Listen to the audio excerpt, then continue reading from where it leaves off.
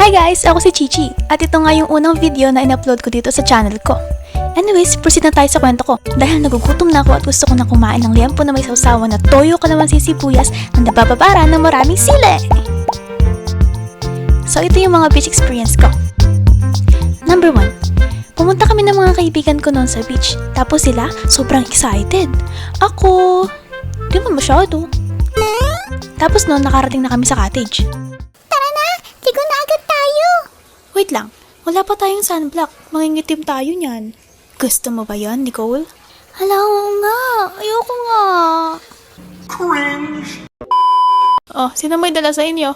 Ako meron. Pahingi ako. Ako din, zero. Ayan, okay na. Kaso guys, sabi, kailangan daw 15 minutes muna bago magbasa kasi i-absorb pa ng balat natin yan. A few inches later.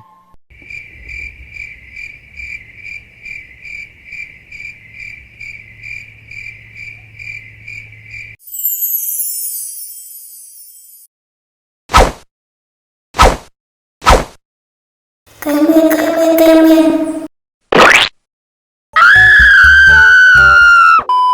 Number 2.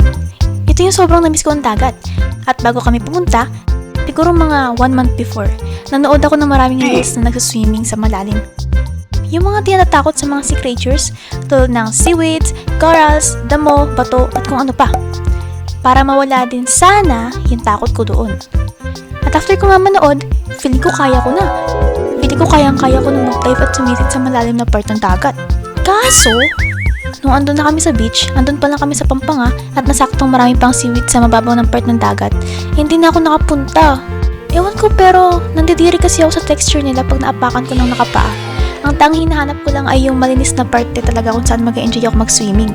Yung kagaya sa pool, malinis lang. And ayun lang, just comment below if same tayo yung takot nun. Number 3. Ito yung kasama ko sa Pangpang yung friend namin mas bata kaysa sa akin. Pangalanan na lang natin siyang Bebot.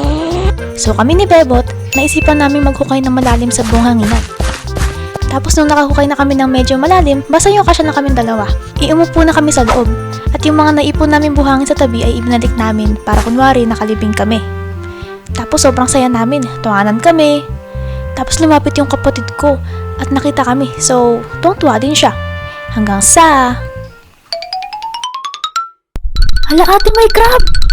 Tapos nagpanik kaming tatlo at nang madaling umalis sa buhangin habang may gumagapang sa batok ko. At yun nga, di ko na nakita kung ano yun, pero mukhang naalis na rin siya ng kusa. Di ko alam kung crab ba yun, uod ba yun, pero wag naman sana. So ayun, salamat sa panonood and wag mo kalimutan mag-like at subscribe para sipagan ako mag-upload ng next video. Bye!